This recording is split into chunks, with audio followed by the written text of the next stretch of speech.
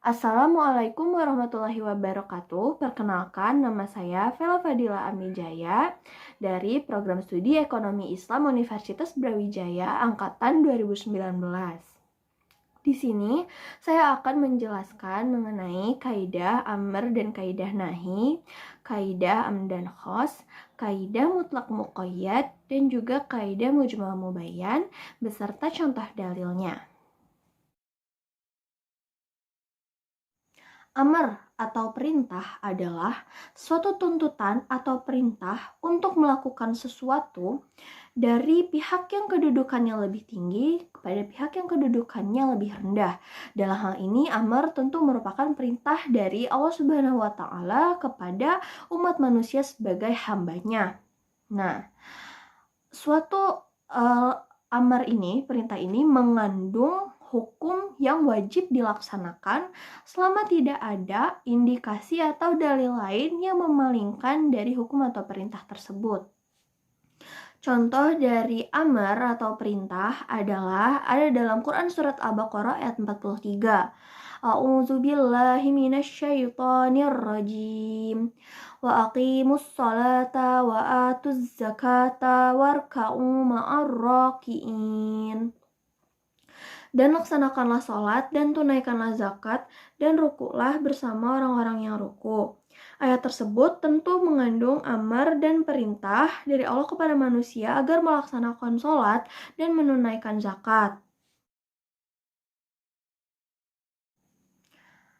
Nahi artinya larangan. Secara pengertian, nahi adalah tuntutan untuk meninggalkan suatu perbuatan dari pihak yang kedudukannya lebih tinggi kepada pihak yang kedudukannya lebih rendah.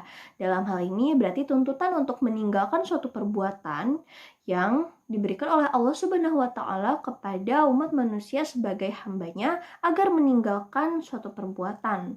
Nah, hukum dasar yang dikandung oleh nahi itu adalah hukumnya haram untuk melakukan perbuatan tersebut, kecuali ada indikasi yang menunjukkan kepada hukum lain.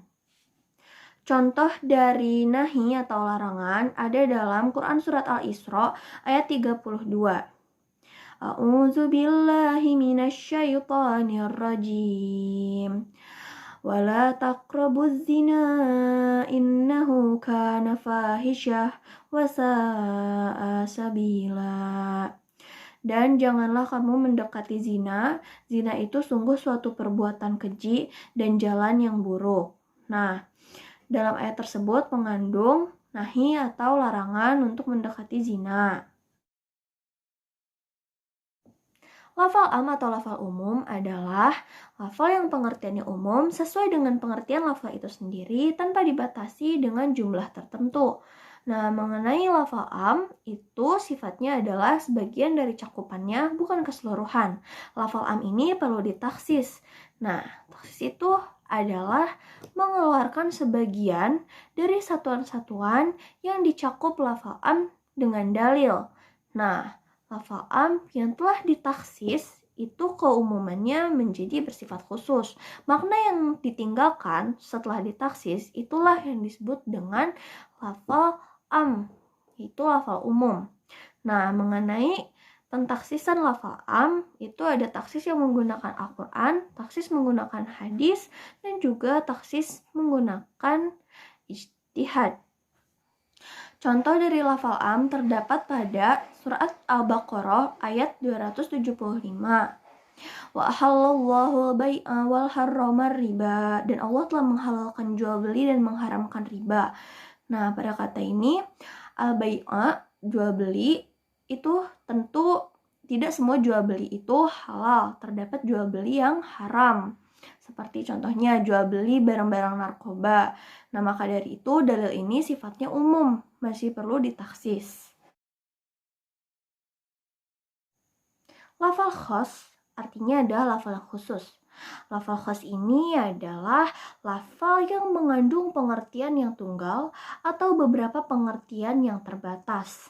Nah, lafal khas ini merujuk kepada suatu pengertian yang sifatnya pasti dan hukum yang dikandung oleh lafal khas itu sifatnya pasti atau qat'i selama tidak menunjukkan indikasi kepada pengertian lain. Contoh dari lafal khos terdapat pada Quran surat Al-Maidah ayat 89. Fakaffaratuhu it'amu asyarati masakina min awsati ma tut'imuna ahlikum au kiswatuhum au tahriru raqabah. Maka kafarat dari melanggar sumpah itu adalah memberi makan 10 orang miskin, yaitu makanan yang biasa kamu berikan kepada keluargamu, atau memberi pakaian kepada mereka, atau memerdekakan seorang hamba sahaya. Nah, di sini kafarat dari melanggar sumpah itu adalah memberi makan 10 orang miskin. Arti dari 10 itu tidak kurang dan tidak lebih, tapi tetap 10. Nah, inilah yang disebut dengan dalil khos, maknanya itu khusus dan pasti. Mutlak artinya bebas tanpa ikatan, atau lafal yang menunjukkan suatu satuan tanpa dibatasi secara harfiah dengan suatu ketentuan. Contohnya adalah orang Mesir, orang Indonesia, laki-laki, perempuan, dan ikan. Ayat yang mutlak harus difahami secara mutlak jika tidak ada dalil yang membatasinya. Contoh dari dalil mutlak terdapat pada Quran surat Al-Baqarah ayat 234. Walladzina yutawaffawna minkum wa yazaruna azwajan yatarabbasna bi anfusihinna arba'ata asyrin wa asyra. Dan orang-orang yang mati di antara kamu dan meninggalkan istri-istri mereka, hendaklah para istri-istri itu menangguhkan atau beriddah selama 4 bulan 10 hari. Nah, dalam ayat ini, azwajan, istri-istri, itu merupakan mutlak. Istri-istri ini harus dipahami secara artinya. Baik istri tersebut sudah pernah digauli suaminya ataupun belum, tetapi jika istri tersebut ditinggalkan oleh suaminya, maka dia tetap harus beriddah selama 4 bulan 10 hari, terlepas apakah dia sudah pernah digauli atau belum oleh suaminya. Muqayyad artinya terikat, atau lafaz yang menunjukkan suatu satuan yang terikat dengan suatu ketentuan. Contohnya adalah orang Mesir yang pintar, orang Indonesia yang cerdas, perempuan yang cantik, laki-laki yang cerdas, dan juga ikan di lautan. Nah, lafaz muqayyad harus dipahami berdasarkan batasan yang mengikatnya. Contoh dari dalil muqayyad terdapat pada Quran surat An-Nisa ayat 92. Wa ma qatala mu'minan khata'aw wa tahriru raqabatin mu'minatin wa diyatum musallamatun illa ahlihi illa ayyasaddaqu. Yang artinya, dan barang siapa yang membunuh orang beriman karena tersalah atau tidak sengaja, maka wajib baginya memerdekakan seorang hamba sahaya beriman dan memberikan tebusan kepada keluarga yang ditinggalkannya.